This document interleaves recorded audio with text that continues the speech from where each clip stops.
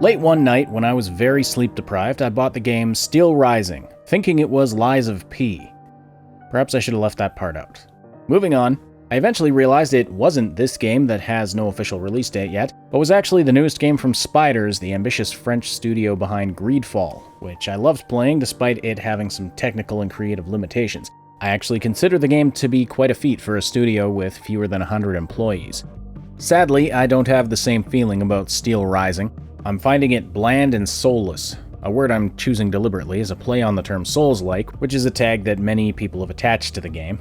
Souls-likes are very popular, and I myself am a huge fan of Sekiro: Shadows Die Twice, but the Souls-like label seems to have been applied externally. Steelrising is officially marketed as an action RPG, and that's what made me excited to play it. I was expecting the depth of RPG mechanics that Spiders had put into Greedfall, but if Greedfall is a lake, Steelrising is a sidewalk puddle by comparison.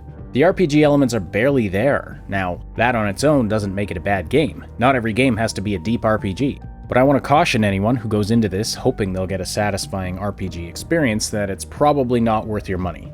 The world is dead and empty. Besides the enemy automatons, there are barely any living NPCs. I was okay with that for the first area of the game, in which you're trying to battle your way down to a riverbank to catch a boat to Paris.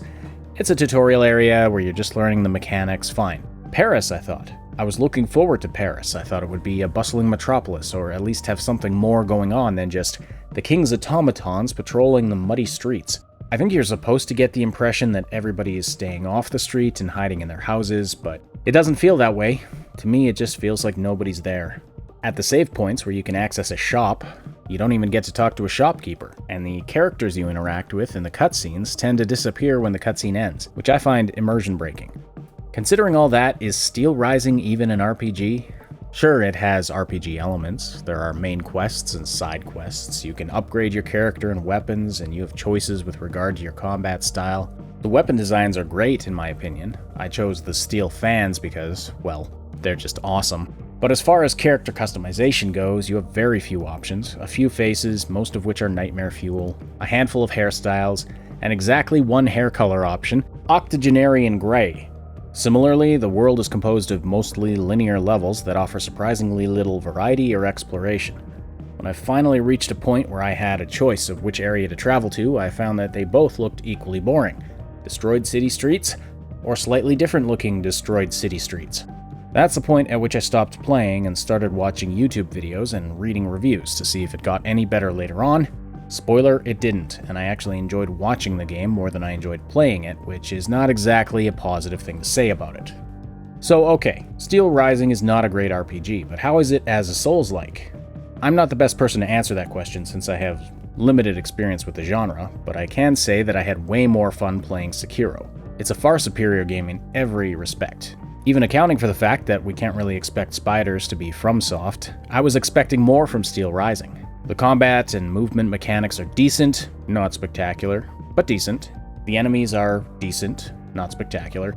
The story and settings are decent. Okay, you get the point. No aspect of Steelrising rises to the level of excellent, or even great.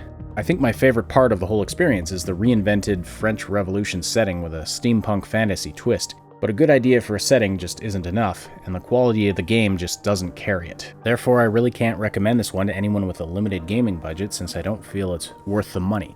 Unless, perhaps, you are a hardcore Souls-like fan, and you've played everything that's out there, and all you're really looking for out of the experience is the satisfaction of overcoming the challenge of the combat. In that case, I would say, don't run out and buy it, but take my comments with a grain of salt, and go look at some other reviews and the opinions of other creators you trust, and try to make an informed decision about whether or not you think this would be a worthwhile Souls-like experience. But for anyone else, unless you have money burning a hole in your pocket and you're extremely bored, I would give this one a pass.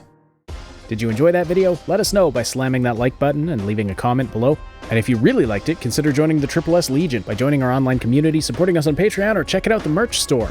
Subscribe for tons more guides and other fun videos, and for insightful gaming news content, check out our sister channel, SSS Podcast. What?